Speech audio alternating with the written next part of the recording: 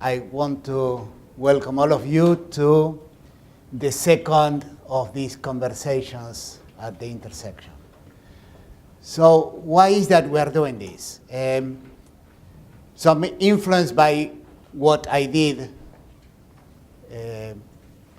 Sunday and Monday this week. I came back about midnight yesterday from California. I was in a conference in Half Moon Bay called Economy that brings, I think, the who is who of Silicon Valley, people who started LinkedIn and all the startups that you know, and the new faces of companies that you haven't heard about, like Stripe, but will be super famous in a couple of months, I think.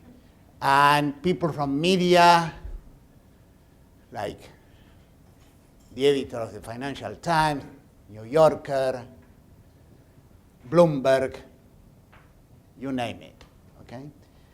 And people pay a lot of money to go there and be surrounded by other people because these people want to know what everybody else is doing, what plans they have.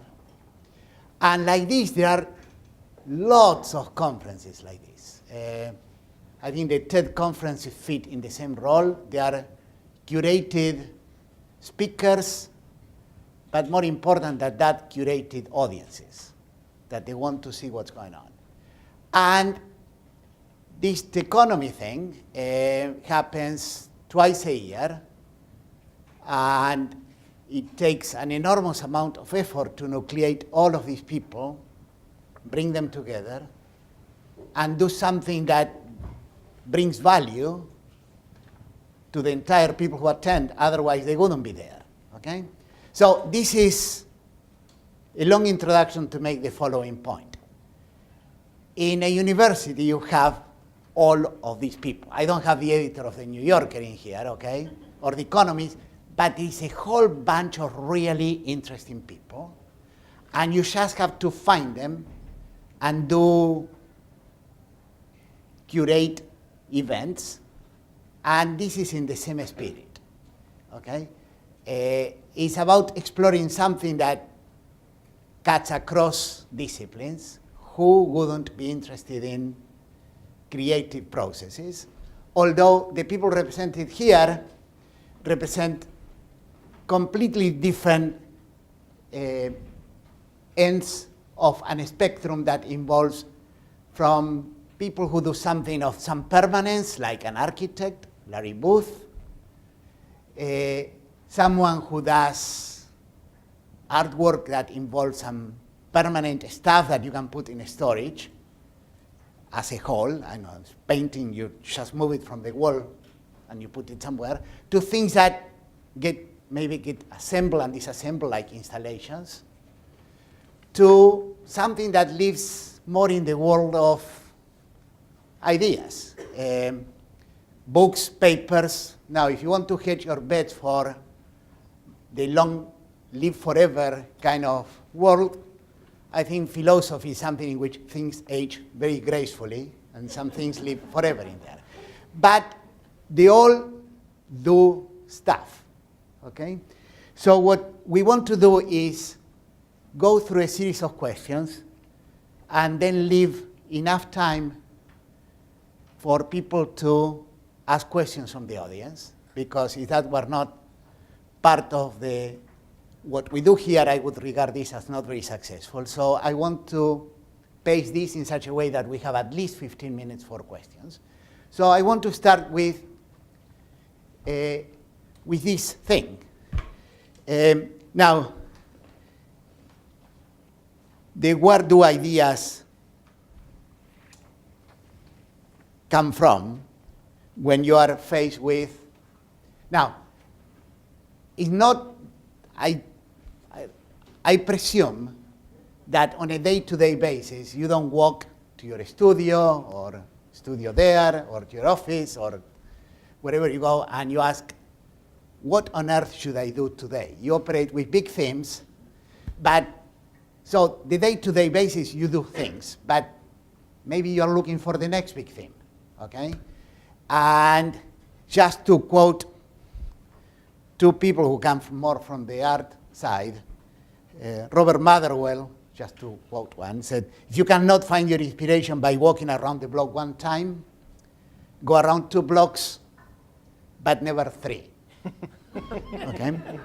And someone in the same spirit, Jasper Johns, and I presume Larry will agree with this, do something, then do something else to it.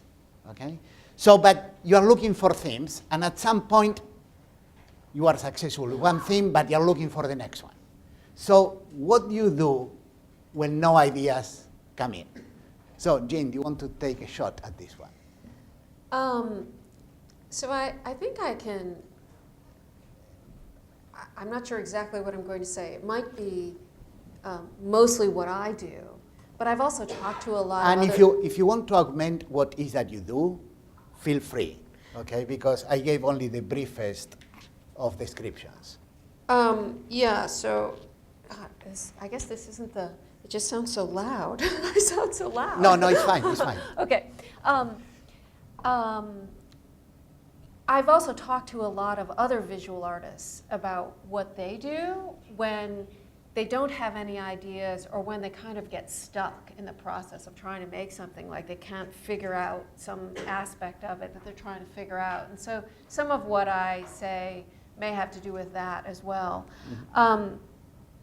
One thing that I know is very true for most artists, and I suspect this is true for people in, like my colleagues sitting up here as well, that as you have worked more and have built up a history of your own work, a body of work that already exists, we all seem to find that so often, if you just look back at your past work, it will suggest all sorts of other things that you could do, other directions. It seems like everything I make, it suggests to me like 3 or 4 or 5 other avenues that I could take that follow up on something that's in that piece, right?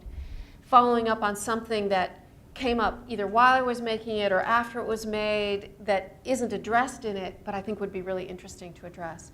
And so more and more I find that if I really am looking for something, I just need to look at the past work, right? So what advice do you give to people when they come and tell you? Well, this is the thing, of course, I teach, right? Mm-hmm. And that advice doesn't help students all that much because they don't have a big body of past work. Mm-hmm. But I also think that, you know, I don't think very many people end up doing interesting work in whatever field they're working in if they're doing it in a very, if what they're working on is something very narrow that only remains strictly within the confines of their field in terms of how they think about it and where they get their inspiration.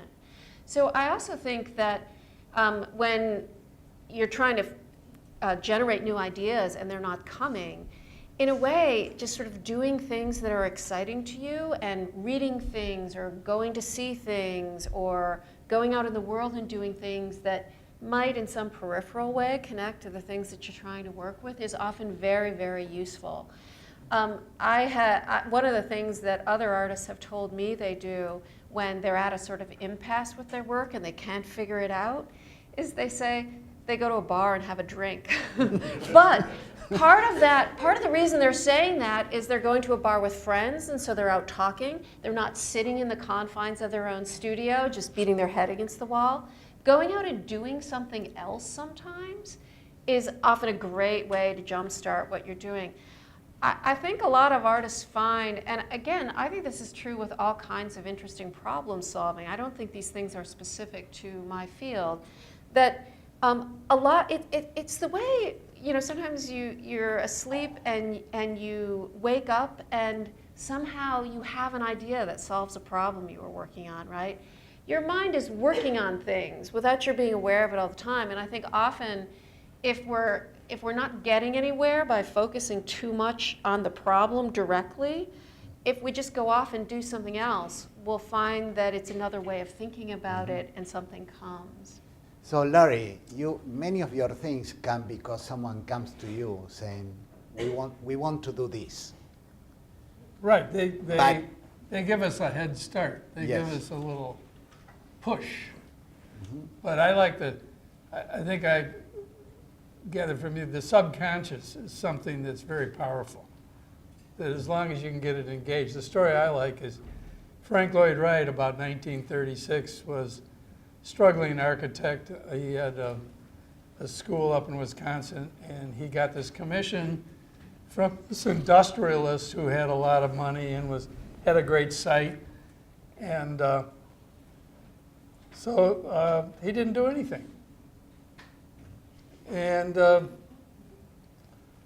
industrialist called up and said, I'm going to be out near you. I want to come see what you've done. And so they made an arrangement about a week later. So he had a week to do something. So a week went by, he didn't do anything.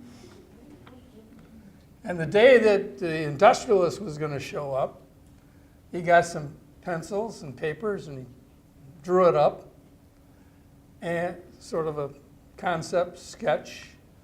And Edgar Kaufman shows up, and that was Falling Water. So I thought that's a pretty good thing. If you haven't, just don't do anything. Just relax. Don't sweat it. And then just make sure that you're confident enough that when he shows up, you got something. So how about what Jeanne said about sort of cannibalizing yourself a little bit, or looking for inspiration in things that you have already done?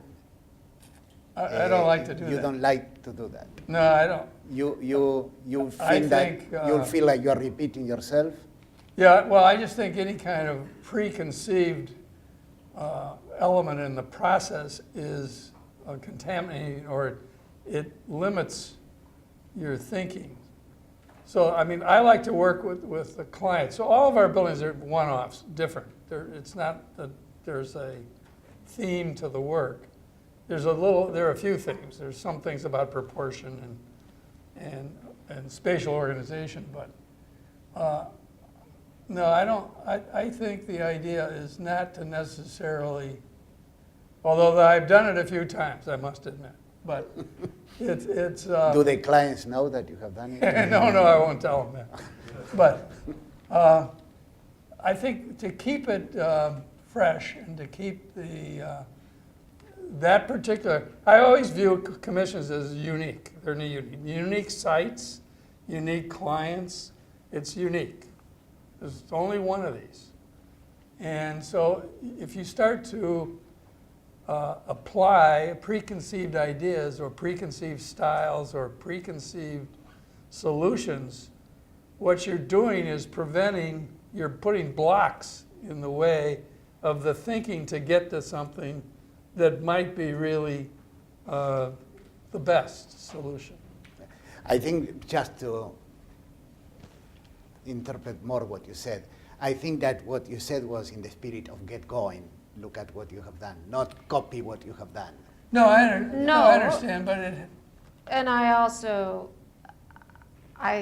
think that when I do that, when I see other artists doing that in a productive way, you never get something that looks the same or seems the same. I just find that if I've been thinking about something through a work of art, usually whatever I did then will suggest a lot of other things I didn't do that are some of them may be interesting to follow as another path, and they lead somewhere else. That's really what I'm saying. So Sandy, what's your take on this? So the first conclusion I come to is that I am less psychologically healthy than either Jeanne or Larry, because I am terribly neurotic. I don't have the confidence, Larry, that you were talking about. No. I'm not sure I have the creativity, Jeanne, that you're talking about. So what I do is actually something that I only encourage you to do if you're neurotic like I am. And I do something that, paradoxical as it may sound, I put myself on deadline. Oh, that works too. I put myself on deadline. And he did that in the story. Right. There was a deadline. Yeah. I put myself on deadline. The other thing that I do, and this is actually trying to get away from my neurosis, I allow myself to produce, and here's a technical philosophy term for you, crap. Oh, yes. I allow That's myself also to good. produce crap. And then I think Jeanne's method is then I look at the crap that I've produced and see how can I make this a little less crap-like. And by a process of iteration, you can turn something crappy into something non-crappy. At least that's the theory. Yeah, and so the way I would say that is sometimes you have to just do something. Yeah. Yeah, I completely agree with that.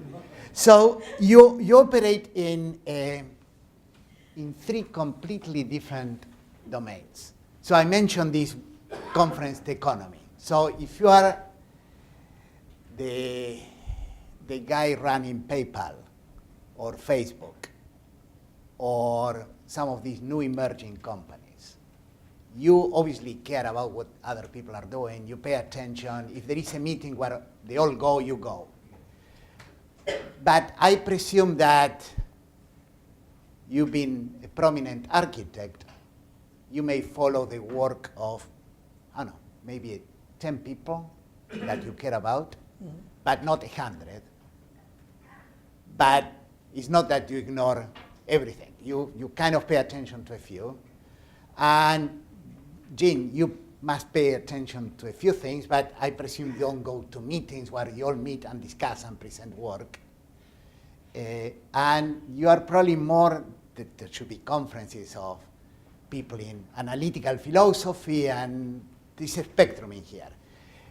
However, the still romantic idea about creative work is that the myth of the lone genius, that you are there isolated and somehow something fantastic emerges. So on this idea about the lone creative genius, and there are probably some people who come close to this in the philosophical realm. What's your opinion on this? So I think the answer is creative output can emerge in isolation, but it's very, very, very difficult and only under certain conditions. I have to say my best ideas typically come in conversation with others. Sometimes they come during teaching, when I'm in the middle of a class. I see some students here, it's wonderful. Sometimes it comes in conversation at conferences. I'll say something to indicate that I take it for granted, and when I'll see that skeptical look on a very, very smart colleague's face, I'll realize, oh my gosh, I need more arguments for this. And that will actually lead me to recognize that something I've taken for granted requires more argumentation, and sometimes that's the spur to creativity. So I think what you need is something that violates, creativity is a matter of violating expectations, sometimes by actually using rules that everybody follows but in new ways, sometimes by violating rules. It's hard to do that in isolation, in part because sometimes the expectations that there are social expectations, but it's not impossible to do that in isolation. Jeanne, what do you think? I mean, there is always the story about someone who, the complete outsider art. Someone dies, you open the apartment, and it has happened in Chicago and San Francisco, and you open the doors and you're amazed at what this person did and no one knew. But what about this isolation business, kind of taking out this outsider art? Oh, I don't even think I can't take out the outsider art. I guess it depends on what you mean by isolation. Mm-hmm. So the outsider artist is an interesting example of something that seems so different, but outside of what? Well, maybe they're called outsider artists because they're outside of the art world, right? Mm-hmm. They're not in conversation with a lot of other artists, especially not recognized artists. Yeah. They maybe don't even look at a lot of art in galleries and museums and stuff like that, but they're not living in a vacuum. Mm-hmm. And the reason they're able to do sort of amazing work is, they're responding to things in the world and in their environment. And so they're not really working completely in isolation, right? Mm-hmm. So I think, again, this idea of isolation, it depends isolated from what, and if you're isolated from one thing, you're maybe not isolated from something else. So, yeah. I guess I'm coming down to the side of no. There's no such thing as isolation. Yeah, but I don't have a chance. Yes. Because to build a building, you're involving an awful lot of people. Yeah, it can't be an isolation. Particularly the client. But I find the dialogue, the discussion, and trying to organize it in a way that is productive on both sides, so that the talking, the back and forth between the client and our architect, I mean, there's several other people on my side too, as part of a team more or less. So it's a team sport in architecture, particularly today because it's so complicated. I've got some drawings in the office from Daniel Burnham's office in the 1920s. They did a whole high-rise building, 35 stories high, down in the Loop, with 20 sheets of drawings. And all the information is there. Of course, it was a very simple structural system. It was poured concrete. There were no mechanical systems. The mechanical system was double-hung windows and transoms over the doors leading to the corridor. So it was all natural ventilation. Today, a building like that is 200 sheets. It involves all the mechanicals, all the the operating systems, then the electronic systems that go in buildings. So it's very complicated. But I think that the dialogue is a component of creativity. If you don't have a back and forth, and I don't know if Henry Darger had somebody he talked to. He was an outside artist who was quite well known now, who wasn't known at all when he was alive. Yeah. Or this woman who they discovered she was an amazing photographer. Right. This is very recent. But there is a collection of famous buildings that they were never built. There's a lot of those. Yeah. So, have any of those buildings emerged from someone who was sort of disconnected from the mainstream, and people look at that and they say, wow, there was some ideas in there? Or not so often, no. I think it takes, I mean, the thing that comes to mind is the Watts Tower in LA, where it was made, I forget, his name must have been Watts. He made it, and he built the steel tower and attached all the crockery to it and ceramics. But he did it himself and by himself. So that doesn't happen very often. so in early 1950s, there was a fellow named Harry Holtzman. There is a state, and the family still controls his artistic output, but he's not someone who is in many art books. His main claim to fame is that he was the fellow who orchestrated for Piet Mondrian to emigrate to the US. But he created a magazine called Transformation that ran for exactly 3 issues. And the sort of manifesto for the magazine, I quoted something in here, said that art, science, and technology are interacting components of a total human enterprise. But today, and he was talking in 1950, they are often treated as they were cultural isolates and mutually antagonistic. And then he went on to say that the goal of transformation was to bridge that gap. Okay? The fact that we're all here together, I do not know if many meetings took place like this in 1950, but he was thinking about that. And he had contributors that went from Heisenberg to I don't know, Giacometti, people across the board, okay? So now we are 60 years after. Are we any closer to bridging the boundary between art, technology, and science? What do you see from your side? Well,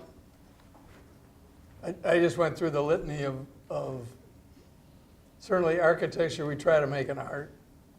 Technology fills the buildings with all kinds of gadgets and machines and elements that run the elevators and control the heating, the cooling, and the science of building a building, the process of building a building, the organization that requires to build a building is very linear thinking, very scientific. And also the structural engineering that goes into it, very scientific, and the mechanical engineering. So there's a lot of science in, and there are a lot of buildings that fall more to one than the other. To get a balance between the art, the proportion of the buildings, the shapes, the colors, and the materials, and the mechanical systems, and the structural systems, and to get the engineers to work together, it's an interesting proposition. Makes it very difficult to, as opposed to 100 years ago where it was really one discipline, you know, stone on stone, wood on wood, etc. And now, very complex. So we have to bridge the gap.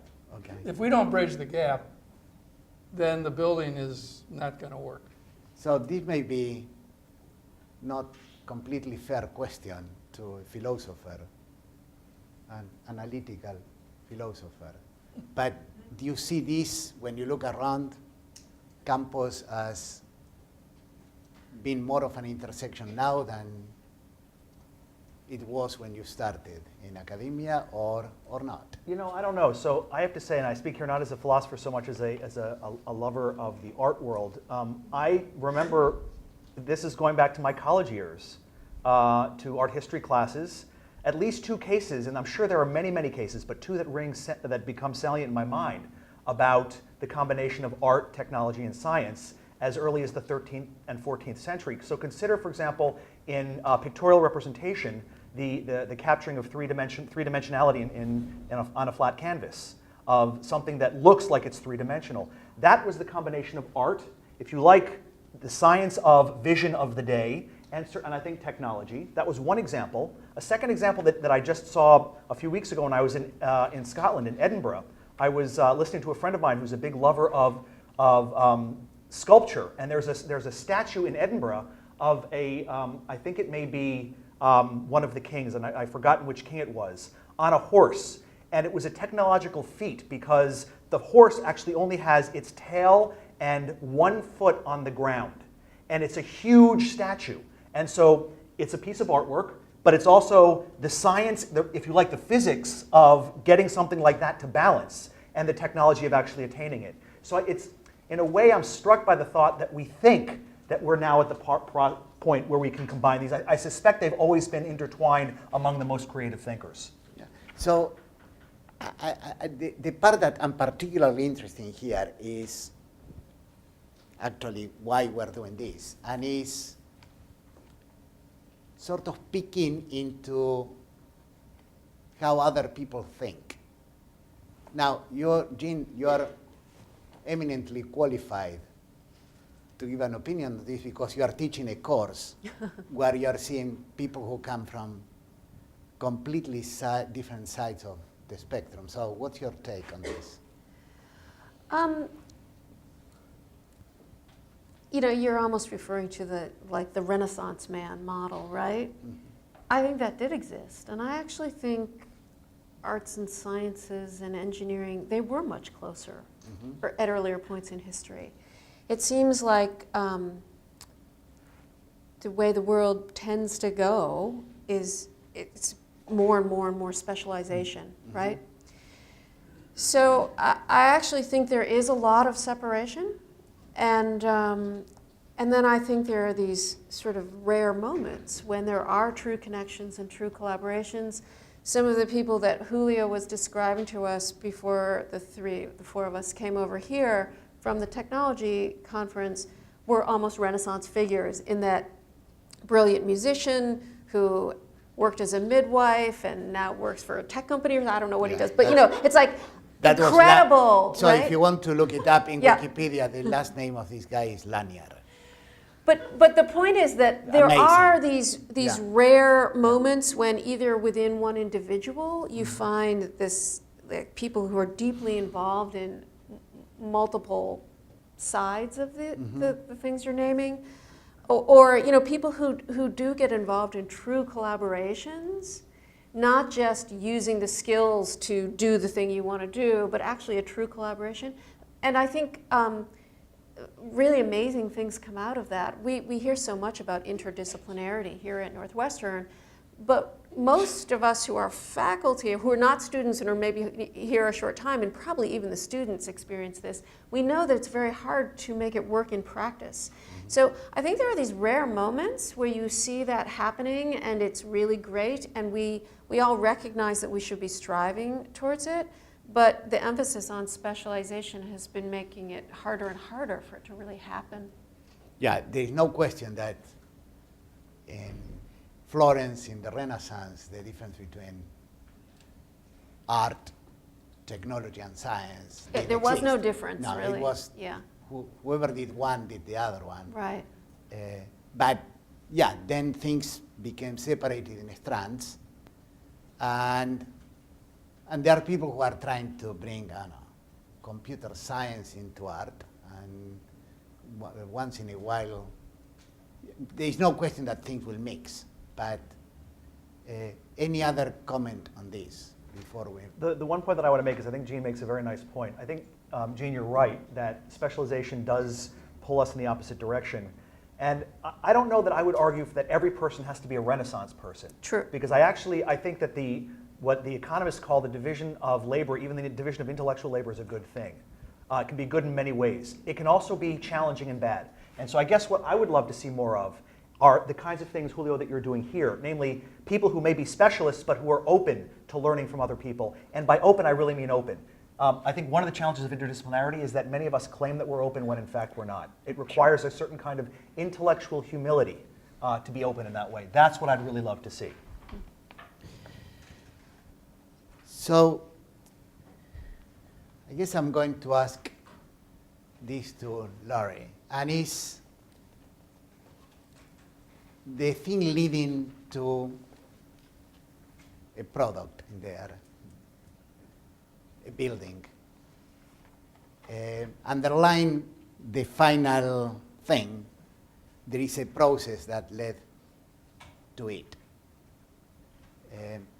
So some people who have given opinions on this topic, they have put the emphasis on the process, and other ones, and whether or not there is a product at the end or not, they will call that creative.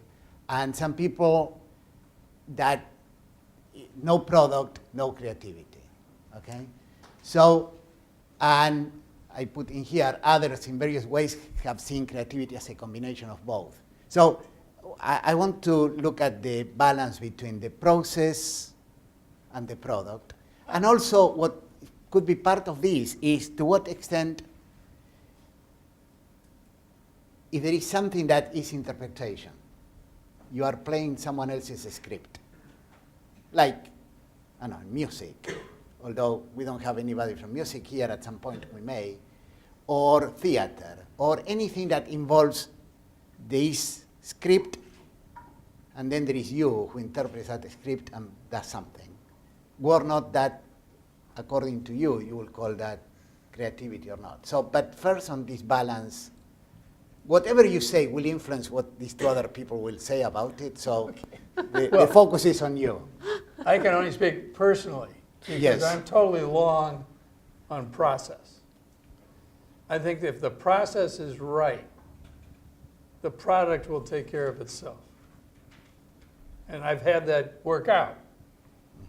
And I've had it not work out. So, but mainly it does work out. That the way you approach, what do you do when you get we get commissions. So all of a sudden somebody comes in and says, I want you to help us build this building. Okay, so what's in it? You go through all this research. You do research. We do a lot of research as to benchmarks so that we know what's been done in the field. Now that may be loading our minds, but I think generally if you don't know what's been done, it's pretty hard to think clearly about a particular project. But the whole process of dialogue, research dialogue, developing options, then making some comparisons, making decisions, working with the client to help make decisions, then working to organize the information for construction. It's all very interesting. And the process is what creates the creativity, I think. So in some ways, I know personally, I know there are architects that have products in their sites that are brand conscious or focused on branding or communicating. Somebody like Michael Graves, for example, had a signature style which was his brand and which he delivered to people that happened to want it.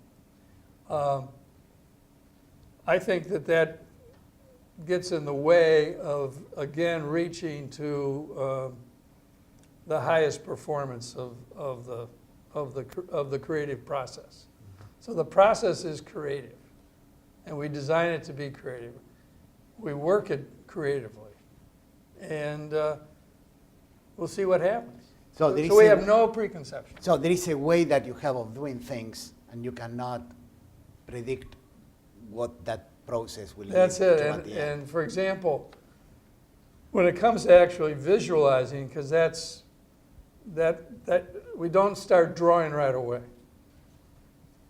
So you start getting information. You start understanding the possibilities. And when we start drawing, I'm focused on, okay, we got one. Now let's do another one. Let's do another one. How many of these can we do? And let's have all these options lined up. And then let's talk about them. And I think that process is really exciting because it keeps you from knowing what's going to happen. Makes it interesting. Do you have any opinion on that sort of process that Larry just went through? Do you have a way of doing things that underline what you do? This is a way that you go about thinking things that is the Jeanne Dunning kind of methodology of thinking about art. Which do you want me to do? Talk about what he said, or? No. I'm asking you if you do you have underlying processes that sort of are below the surface? What comes out of your mind? You know, I think what Larry's describing in terms of what he does as an architect, he is starting with a problem that, you know, he's got a client who wants a building, and the client wants the building to do certain things, and so there's a practical aspect to it, right? Right, yeah, it's focused. Right away you're focused. Exactly. And so when you describe this sort of process leading to an outcome and you don't know what it is, you're already shaped by the fact that you have this problem with certain constraints, right? So in that sense, I think the way he talks about what he does is probably not that different than what I do and many other artists I know do. We also have a problem often that has some constraints in a way, right? But it's one that we're just choosing for ourselves instead of having somebody else come to us with it.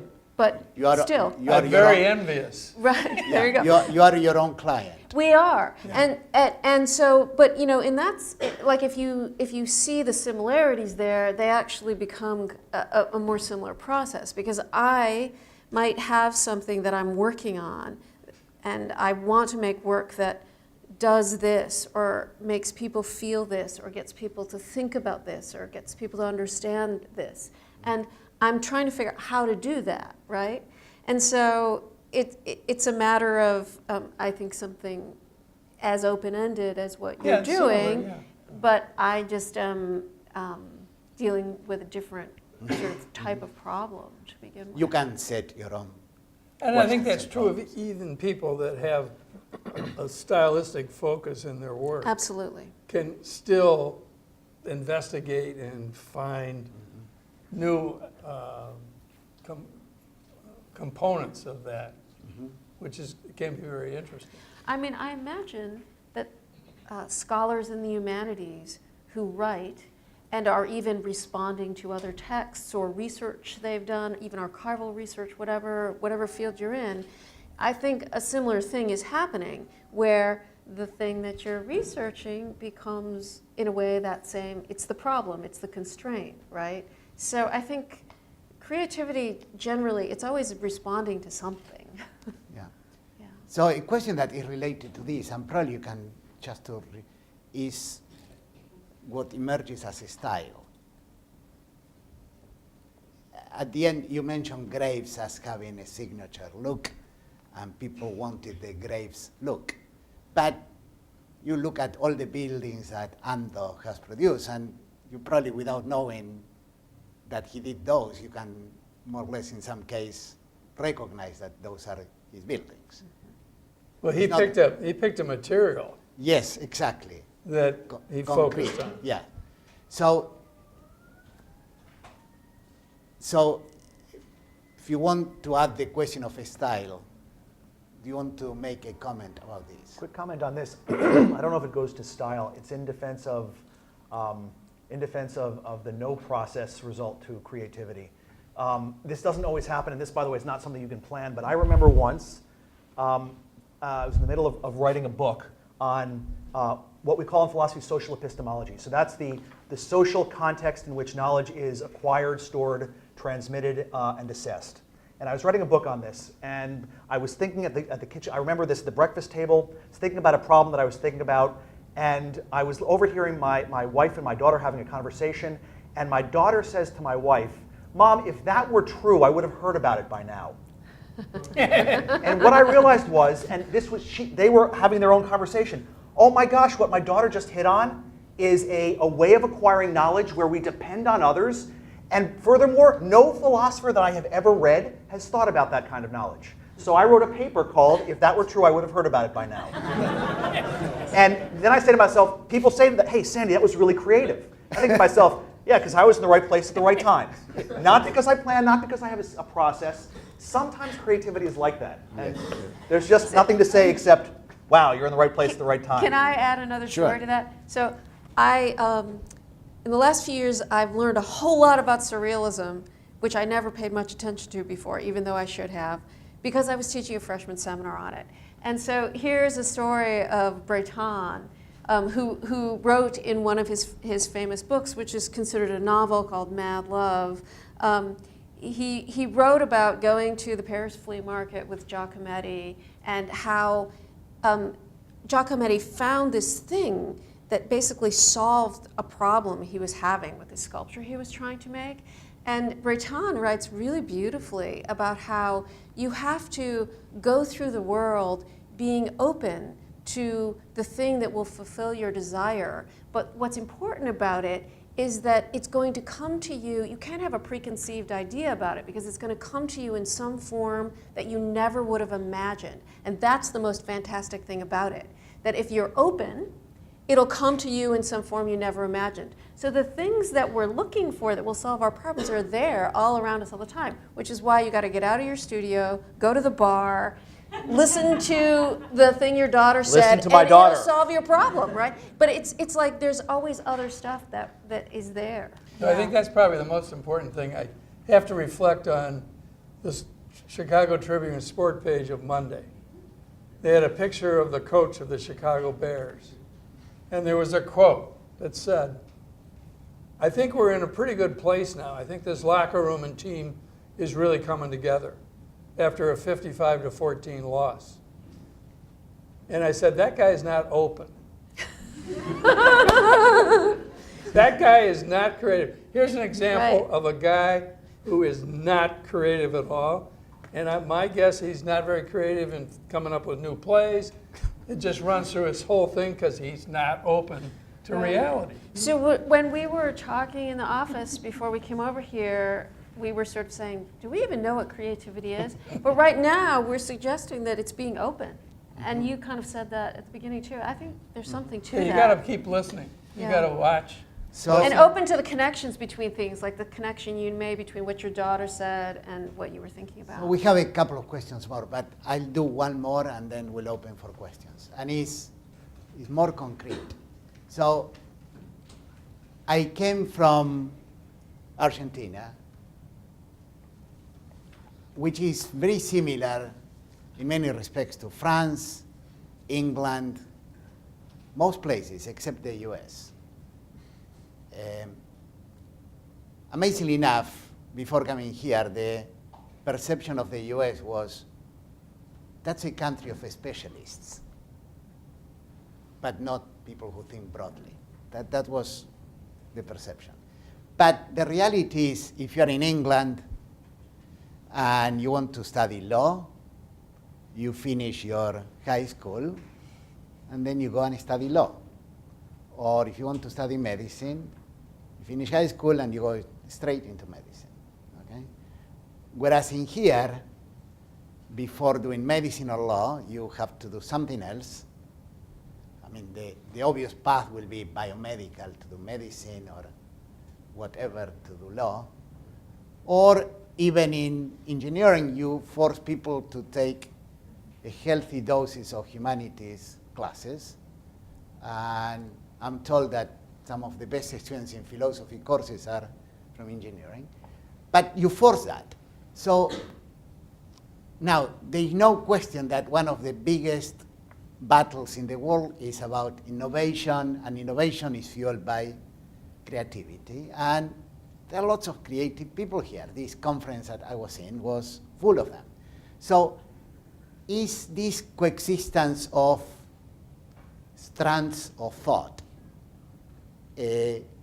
giving the US an advantage? I know that the Chinese are now trying to go in the liberal arts route because they feel like they don't have enough on this. So what's your take, Sandy, on this? So, warning, shameless plug is about to occur. I am a huge, huge fan of the liberal arts. Huge. It's interesting that you mentioned China. I've actually been to China twice in the last 6 months, hired by a university to talk to them about the liberal arts. So I try to articulate what is it about the liberal arts that I think is wonderful, in particular with respect to creativity. Example, I have a student several years ago. She's an economist, and she comes and takes an intro to philosophy class. She comes with what I'll call economics baggage, and by that I don't mean anything negative, because I think we all have baggage. There are certain ways you have of approaching questions if you're an economist. That's what you're trained to do. So in philosophy, we actually ask questions in, among other places, morals, ethics. She has what she thinks is the right way to approach those. And what she finds is that her fellow students are not only ignorant of that, but actually think that that makes assumptions that she should not be making when you're asking moral questions. So I say to myself, why do you favor liberal arts education? And the answer is, because I want every student to have in her mind the disagreement between the economics perspective and the philosophy perspective, the physics perspective and the English department perspective, the music perspective and the other perspectives, because I think that's the way we identify our own assumptions, and we figure out what we need to do if we're going to justify them and when we should jettison them. And I think liberal arts education is the best route to that. So sorry for the shameless plug. I feel very strongly about this. So you're more distant from this, but you remember when you went through university. But what's your opinion? I totally agree that the wide-ranging liberal arts is very important, and for what you said is total correct. But I'm thinking. I was reading about Daniel Burnham, and I just pass this story on because it's really amazing. It's about this country too. It's about Chicago particularly. Daniel Burnham was born in Massachusetts. He came to Chicago when he was 9. He got through high school barely. He was not a student. The only thing that got him through high school was he was able to draw some really interesting colored drawings on the chalkboard for parties and things. So, and then he spent 6 years bouncing around, from working in stores to going to Nevada and mining gold. And he came back to Chicago right about a year after the fire, and I think I can just imagine his father said to him, who was a successful businessman, Dan, you got to get your act together. You got to do something. And I'm going to take you to see my friend Peter White, who was an architect. And I'm going to put you, the one thing we know you can do, you can draw a little bit. And so he went and worked for Peter White. And in Peter White's office, there was a guy named John Root, who was very well educated. He was from the East Coast. He was an engineer. The two of them got together, started an architectural firm 2 years later, and 20 years later, they built the tallest building in the world in Chicago. So this country is like that. Mm-hmm. Steve Jobs is another example of somebody who was kind of ADD. I guess they probably shared that. Mm-hmm. But this country has a openness and a sense of the individual, and not necessarily as organized as it should be. So it's not the education, it's the culture. I think it's the culture. So any closing thoughts on this before we ask? Well, I also feel pretty strongly about the value of the liberal arts education. So I guess we're united on that. To go back to what Sandy was saying, and to try to maybe connect it more to creativity, I really do think that often creativity is taking something from one place and bringing it to another place, mm-hmm. right? Mm-hmm. And as you were describing, that happens within a liberal arts education. And I think creating situations where that's more likely to happen, where you come across an idea that's usually over here, and you can import it to somewhere else, great things come out of that. So, yeah. That being said, could we go to the philosophy department and insert some science and engineering there? You're being inserted in here within the context of engineering. Does that happen symmetrically? So it may not surprise you to learn, Julio, that one of the pieces of advice that I give to my philosophy students, yes. undergraduates, when they are my mentees, take a lot of math, science, things that you will not get in the humanities, because it will be good for you as a philosopher. I feel very strongly about that. Good, great. So on that point, I want to thank all of you and the audience for what has been a lively discussion.